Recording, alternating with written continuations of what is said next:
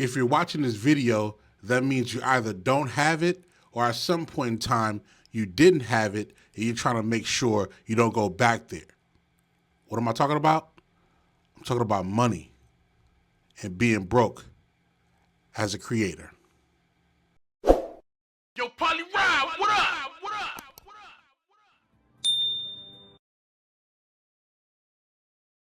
Money, currency, the ultimate motivator, but it's also the number one thing that frustrates us in our society, and especially in the music industry.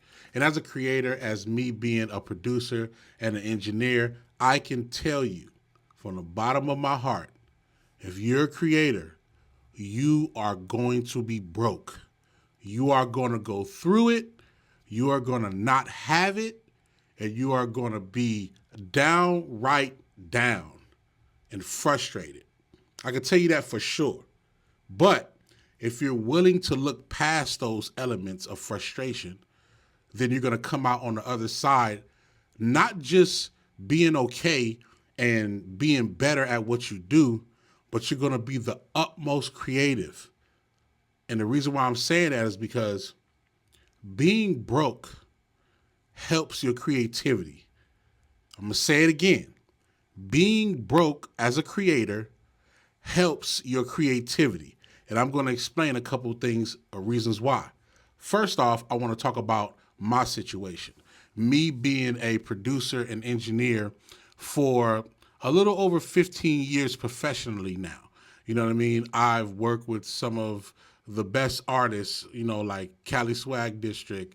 I've worked with TF. I've worked with so many people. Conway the Machine, Faith Evans, just so many different people. So many people I can't even name a lot.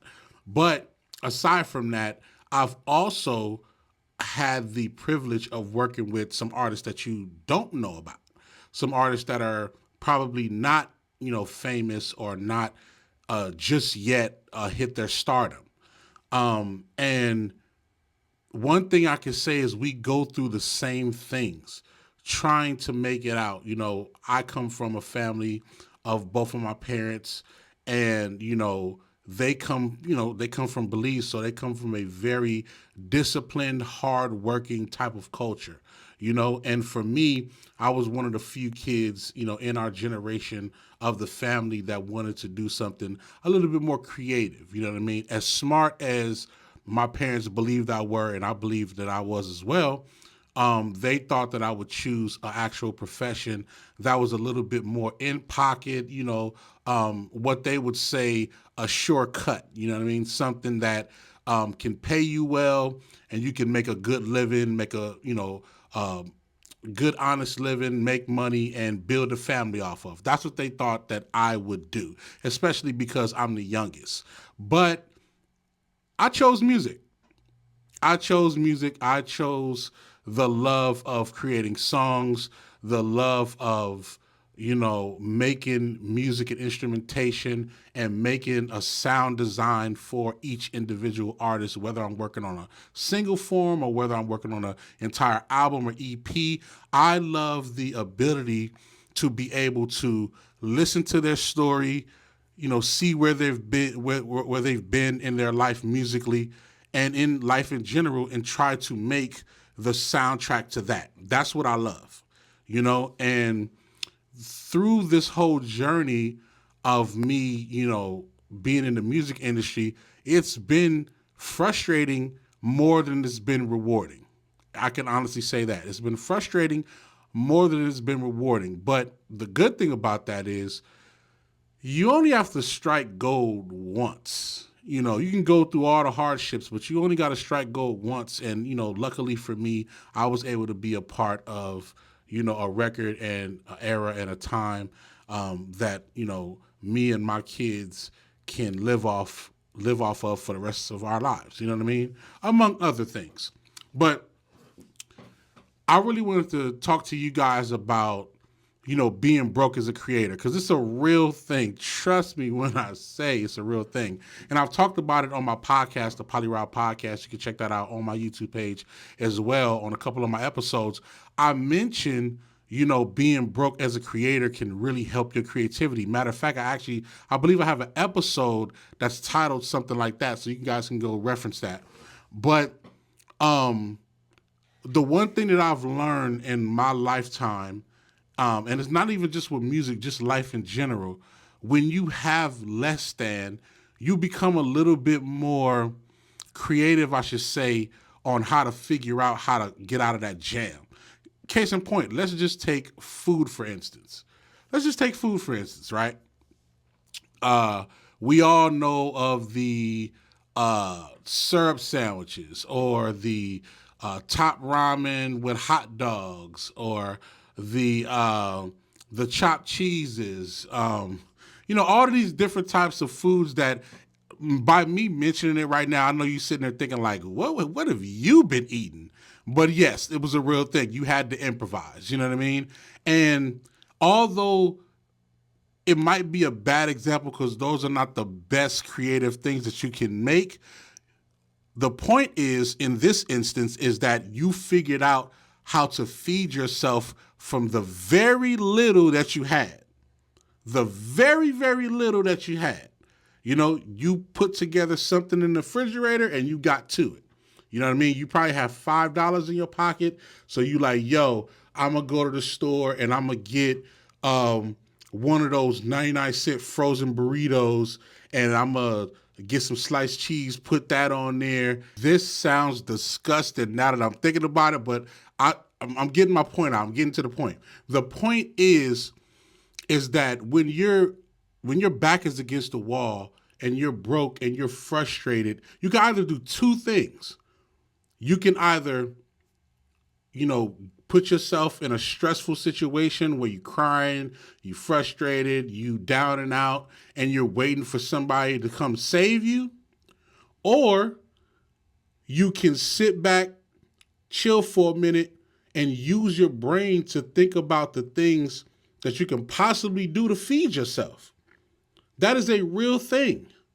And nobody understands this more than a creative, than someone who has taken a invisible oath to be able to do whatever their creative nature is as a career and miss out on all of the monetary opportunities that they may have doing something else. But for us, it's like, we got to tap into our creative nature to figure out how to feed ourselves, how to get ourselves to the next session, how to pay for that session, how to get your record on the radio, how to network with the right people, how to buy the right outfit for the right event, knowing you ain't got no money to spend on outfits. You know what I mean? But the creative aspect is now you tapping into that side of the brain where it's like, yo, I'm going to figure this out, whether I got to set myself up to either get it later or now. I want to figure this out. Case in point, I truly believe that when you have less money, you make better records. Y'all hear about the sophomore slumps of somebody's album. They may make a hit record and then a hit album, and then when it's time for the sophomore slump, the records are not as good. Why do you think that? Why do you think that? One theory, I think, is when someone becomes comfortable and they're in their pocket, they're successful, they feel good about themselves, their brain is not creatively operating the way it was when you was hungry. When you was hungry and you was starving, every record had to be a fire record, so you was going for it every time. But when you successful and you got a hit record, it's hard to tap into that hungriness again, because at this moment you are not hungry. You are full. Belly-wise, pocket-wise, mentally, you are full at some capacity. You may not be all the way full to the top, but at some capacity, you are content with what you have. And even though you might want more, your brain, your body is telling you, yo, you've been eating. You've been eating. But when you hungry, every beat got to be a fire beat. Everything you send to these artists to try to get a placement is a real thing. It's a real situation. Every rap that you write on a feature or whatnot, if you happen to get a feature, got to be the illest verse ever. And on top of that, it's like, I have to find out more ways to get these opportunities, knowing I don't have a budget for nothing. I don't have no budget. I got to figure this out. How do I get more placements with no budget, with no flashy ice, or, I can't drive everywhere? How do you get that? And we'll get to answering some of these questions later on. How do I get a feature with an artist that can help me bring some new fans to my platform for what I'm doing? You know what I mean? How can I get labels to recognize me, to recognize my music when I put it out? These are all the things that we think about when we broke, because we can't pay nobody to do it. We can't pay for no feature. We don't have a record big enough to where people want to use our beats for placements. It's hard. But there are some things that you can do creatively when you're broke to come out of that slump. And you just got to just sit back and think about it. Now the things that I'm going to tell you are things that I did to be able to respectfully get myself in the right situations and the right opportunities. Because these are things that I actually, when I was broke and I didn't have nothing, these are things that I actually thought about and say, hey, I need to start doing this to help myself be in better positions. You know what I'm saying? Number one, and this is a big thing. This is actually one big thing that's applied to my career as it stands. When I became a producer, I was making beats like crazy. But unfortunately, at that time, my beats weren't considered good enough for major artists, or maybe I was just being overlooked. Either way, I wasn't getting those opportunities until I started doing this.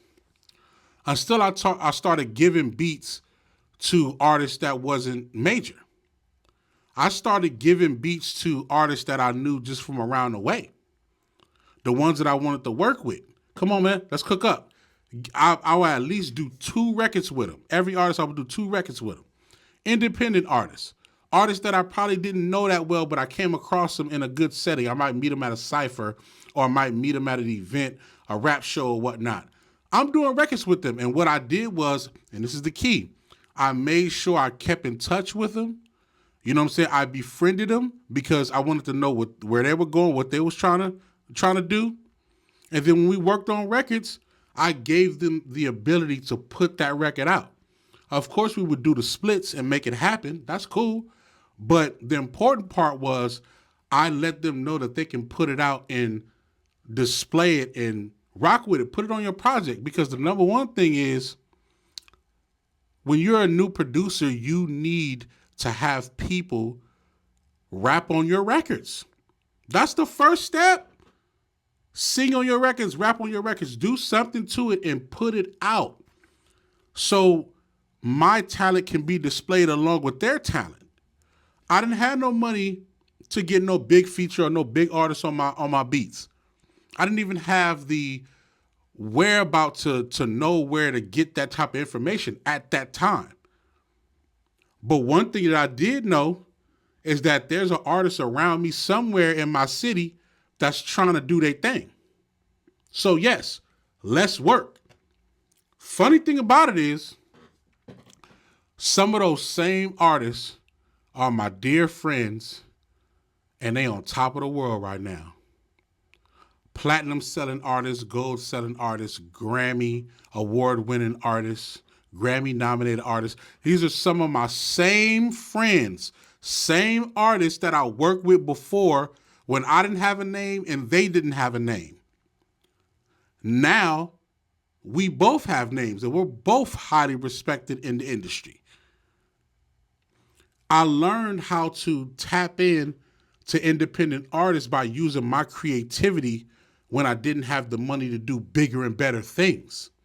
And it still works. Even if you have money, that tip still works. It still works because you're able to tap into what's new and what's upcoming. That's important. Another big tip of creativity that I learned how to organize my music and my beats to where I could submit them to TV and film. I could submit them to DJs. Like anybody that knows me, that work with me, they know my folders of my beats are categorized so beautifully that it's not just a folder of beats. It is a catalog of beats. Now let me explain why important that is. You can have a folder full of beats, and that's cool. You can play it one by one and, play it for artists, play it for whomever. But when you have a catalog, I've learned how to compartmentalize mine to where it's like slow flow hip hop beats, Caribbean beats, West Coast style beats, trap soul, gospel beats, R&B beats. It's laid out and organized properly. And what I'm saying is, this is the creative part about it. When I would meet different people, I would organize my beats so well, and I'll have MP3s ready to go. To where if I met somebody that I felt like needed to hear my music, I could just pull my phone up and just play the beats right then and there. I didn't have to open up my equipment. At that time, I was working on Reasons. I didn't have to open up my computer, pull up Reasons, pull up a file, open the file, play the beat, and then do it all over. I didn't have to do none of that. It's all on my phone. I'm playing you beat after beat, hundreds of beats. It's right on my phone. This is something that people now do today, which is good. It's a good strategy to use because the one thing you really don't have that you need to utilize is timing. When you meet a particular star or a particular person you want to work with, you may not have enough time to pull out your laptop, pull out, your beat machine, and then start loading up, tracks to play a beat. Sometimes they only give you 5 minutes. How many beats can you play in 5 minutes?